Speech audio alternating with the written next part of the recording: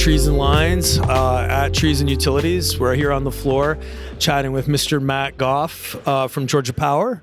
Thanks, Matt, for joining us. Yeah, thanks for having me. Yeah, Matt is the head of the Vegetation Management for the transmission side of the business. Also president-elect for the UAA, so congratulations. Yeah, thank you. And a speaker here, so pretty cool.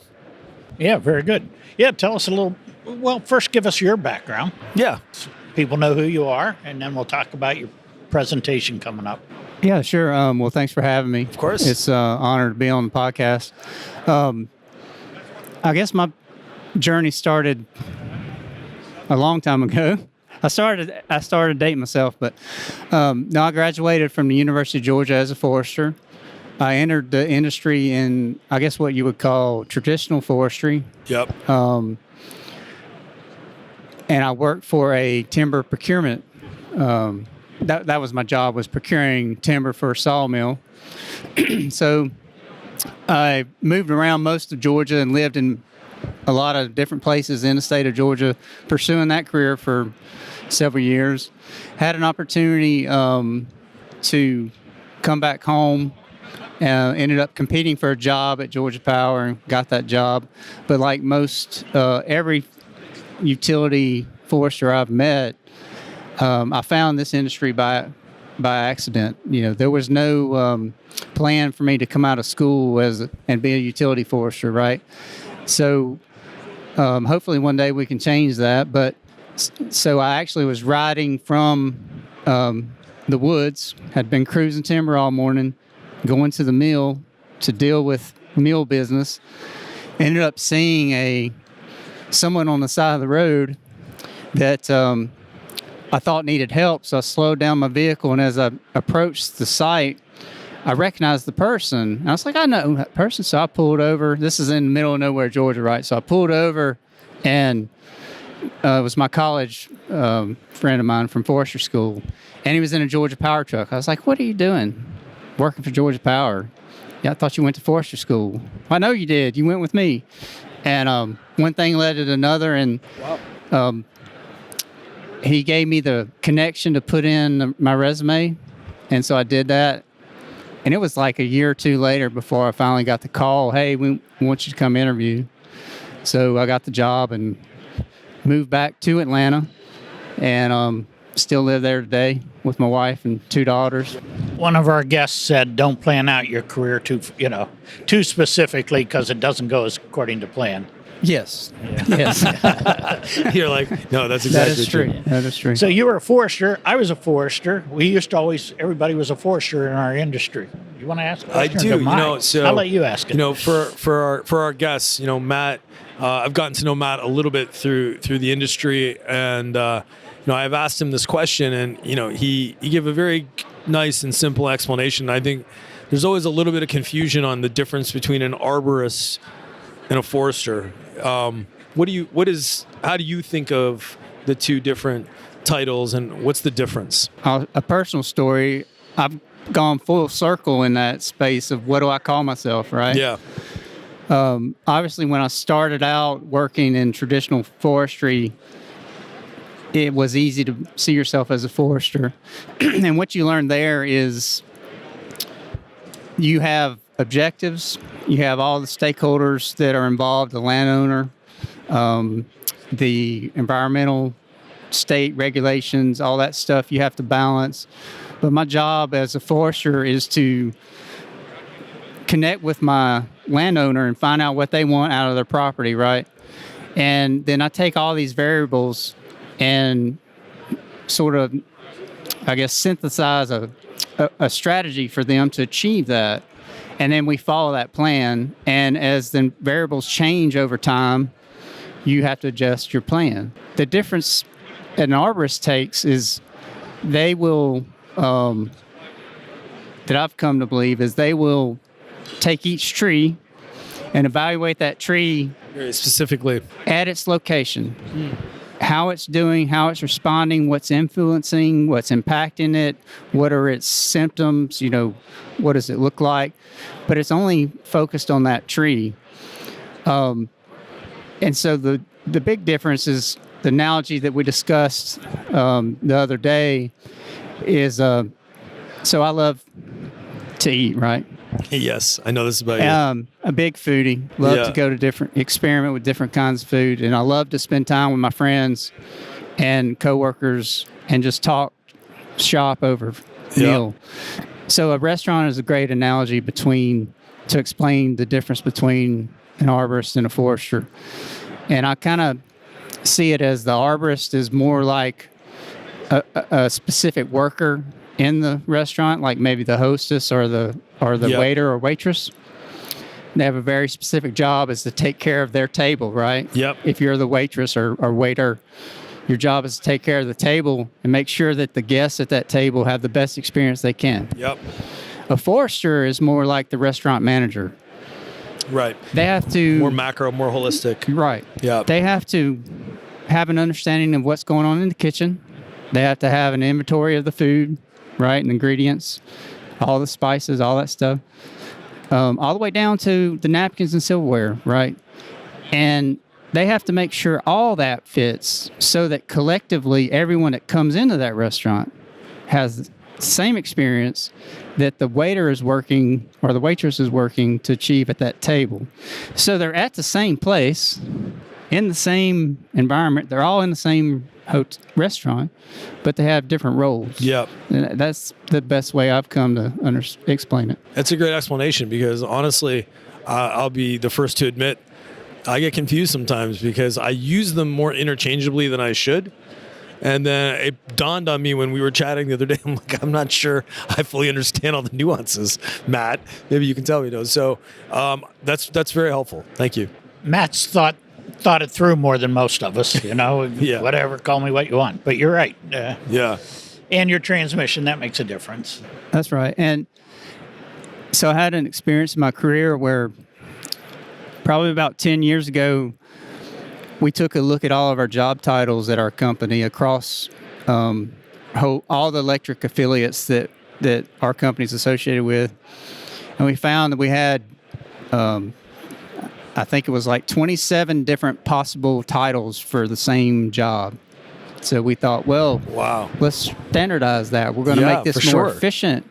Yeah. Well, what do we call ourselves? And so we had a subcommittee, and we were debating them back and forth, and we settled on utility arborists.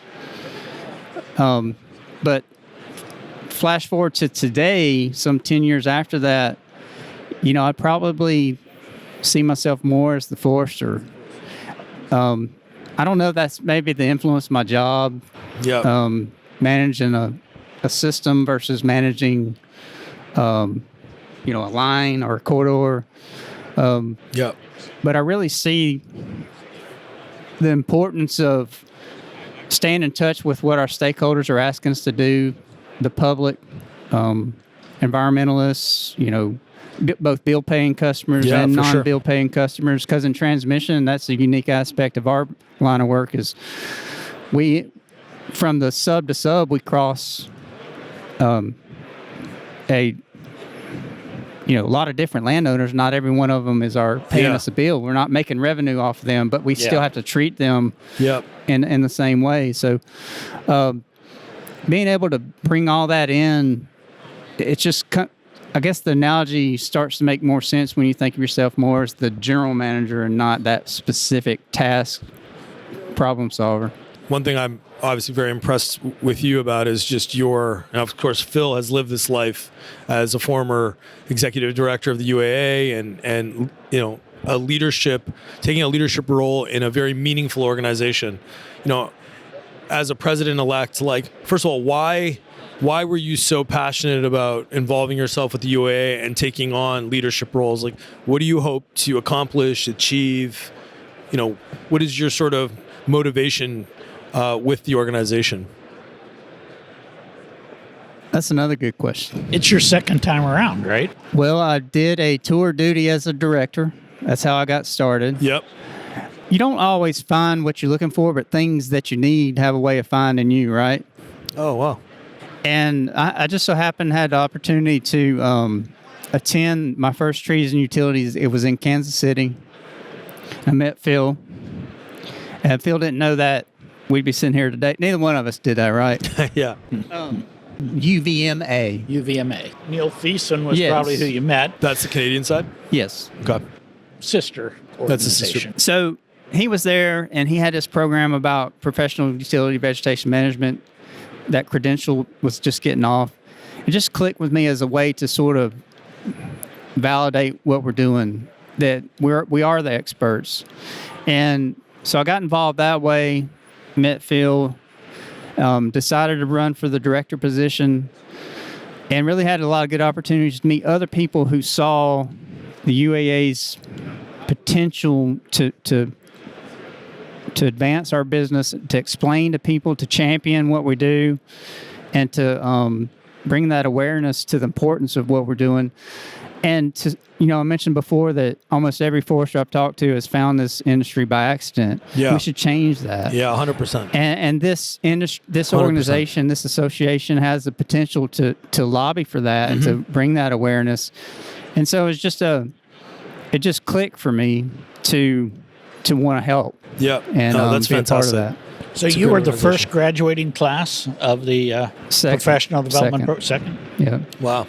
Let's talk a little bit about Georgia Power, maybe some of the unique challenges that you guys face on your system. Because you're involved in the UAA, you also have reach outside of your state, with, of course, Phil and his peer group and other foresters that are leading other utilities. Like, tell us a little bit about the risk profile in the system, things that kind of keep you up at night, and how do you utilize your peer groups to solve problems that you bring back to your home state? So I'll start with, I guess, the end first. The peer groups and the people that you meet at these kind of events, at the Trees and Utilities and through committees on the UAA, they are dealing with the same problems. And it's very much, I've come to realize sort of risk management, risk awareness. How do I categorize my risk? Once I know what it is, what are my options to defend against that? Yep. And then how can I put my action plan in place? And then you sort of rinse and repeat. And you're constantly trying to reassess that risk. And, when I started this business, or started a utility business, the veg folks were seen as sort of a faucet, right? Yep. If you need to divest of funds, you open a faucet. If you need to curtail spending, you close it. Yep. And that was our life. We responded to that. Today, through the UAA and through technology and through people sharing ideas that are here in this conference, you can not see that as a surprise, but you can have a plan for it. Yep. You can have a plan for the upside. You can have a plan for the downside. And then in reality, you operate somewhere in between. Yep. And that fit with me as a forester because, when I was doing forestry, a timber harvest schedule is 30 years, 40 years long. That's a long time before you realize all the inputs that you outlaid. The same things for the right-of-way corridor. It has a very long life. They teach you how to be a utility forester in forestry school. They just don't call it that. But they give you all the skills you need. Yeah. And so, Yeah. that's kind of what made me want to be a part of this organization, is just to raise that awareness. So tell us a little bit about the your presentations tomorrow. Yes. What's today? It's today. No. Is today Tuesday or Wednesday? Today's Tuesday. Today's Tuesday. I'm Wednesday. You're Okay, Wednesday. you're okay. Wednesday. Sorry, Yeah, I that's don't the know. way these things go. What are you going to be focusing on? So I am doing co-presenting with a person I've known in the business for a long time, Daryl Russell at Corteva. We are presenting the topic is called Building Biological Barriers. So we have I think a 4 or 5 year study going on in two of our right-of-way corridors in Georgia, where we've been comparing the before and after results of different types of chemistries that we put out to control non-desirables. Okay. Wow. In a nutshell, it's basically our older chemistries we call broad spectrum. They act on a wide array of species. Yep. They're pretty non-selective. And then selective chemistries is very much targeted on certain types of plants and has less impact or reduced impact on the compatible species. So we wanted to see in the real world what happens when you use the two beside each other. So we started a project in 2020 and we're still going on measuring the research. So are you presenting results? Yes. So can you give us a little recap? A sneak peek, or are we crushing Well, your actually, vibe? this won't go out till after your presentation, so you're not letting it out of the bag yet. No, so, well, this doesn't preclude you from showing up Wednesday, right? No, You're like, that's right. hey guys, show It's up. on our calendar. Yeah, it's on Somebody our calendar. has to come in the room. Yeah, I'm coming. The results are very encouraging. Okay. I'm very, very happy with what we've got so far. The UAA has a great tool out on the website, the IBM calculator, right? And you can go and you put in some costs and all, and you can forecast what different strategies what they might cost and what the benefits are. Highly recommend people check that out. One of the knocks of the newer chemistry can be that it costs more. It's more expensive material-wise, and at least initially, when you're transferring from non-selective, you are going to use a little bit more per acre. So you've got more material costs, more acreage. You use more and it costs more. So that's a double whammy. But in the end, what we're finding in our studies so far is the species counts of the non-desirables continue to decline over time. The species counts of the desirable plants are increasing over time. And so we're actually approaching our second treatment cycle in the study in 2024. So this may be something I can talk about, Yep. Down the road. But we're already seeing that the bad stuff is going down. There's Yep. less of the bad stuff, non-permissible, whatever you want to call it. Yep. More of the good stuff. And so from a risk management perspective, we're seeing that it's worth it. And if the species count of the non-desirables continues to drop, we fully expect to recover our investment to convert. Right. So we outlaid an investment to spend more in order to save more. Yep. And ultimately, we hope that we could even consider extending our mowing cycles out Yep. beyond what they currently are. No, well, I was going to ask you, I was going to shift gears and put pressure on you. And if you had to make one dish, since I know you're a big foodie, what's your go-to dish? What are you making for us? That's my Mofongo. go-to dish. I hope it doesn't have eel in it because I remember that meal. Matt has a I very, learned that Matt has like Phil an does not incredibly eat. diverse palate. He does not eat unagi. No.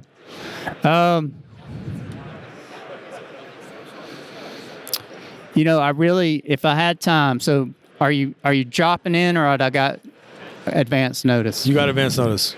Okay. I really have. I love Cuban food. It's Yep. one of my favorites. And so I've got obsessed with making mojo, which is a Cuban-based marinade. And I've got a really good one. So I would make my mojo, and I would marinate some shrimp in it, and then grill them. Incredible. And it would be Might have to put you fantastic. to the test on that. I'm pretty good at drinking mojitos. Does that Me count? too. Yeah, me too. Matt, this is I know you guys are doing some really cool things down your neck of the woods and on your system. I know you're always trying to push the limit. What is something that you're really passionate about sort of introducing to your program, your system, whether it's a technology or a process or a different way of thinking? Because I know that you're so committed to refining and improving all the time. Is there something that kind of is really on your mind lately and something that you're trying to focus on fine-tuning? Yes, and I've been trying to think of a way to explain this or to talk about this without getting on a soapbox, but I might get on one. So That's okay. That's okay. We need a soapbox. yeah, having our industry value the corridor, the right of way, The right away. Right. as an asset. Yes. In the same way that they currently value the poles and wires. Okay. The space that those poles and wires occupy, the corridor, the right-of-way, the easement, whatever Yep. you want to call it, is just as valuable for the proper delivery and the safe delivery of those electrons as anything. Yep. And I think if we can come to define it at that, we maybe even able to get different, accounting treatments for the work we're doing. Yeah. You know, because assets can be depreciated and they can have a depreciation schedule, and FERC and NERC and all the other regulators will recognize Yep. and I think once the industry says this is our asset, this is where we work, this space at the edge of the easement where the limbs come in and we cut them back, and to the other side and up as tall as you want to go, that is an asset. It has value. Yes. We paid for it, right? Yeah, absolutely. You acquired the easement rights, Absolutely. or you bought the land. Yeah, absolutely. It has value. So it's one of the biodiversity only value, things yeah. that I can think of in our business that we paid money for that we don't consider an asset. I had a similar conversation with Stan Verart, who at least shared with me and articulated not quite the same, but very much like thinking of that right away, that corridor as an asset. So this is the forester in me. It's like so now I have you thinking of this corridor as an asset. Now I need to understand what you want me to do with it. How do Yeah. you want me to manage it? Yep. Because when we get to where we're going, it's not going to be an accident. It's going to be a plan. And I think that's what I was taught in forestry school.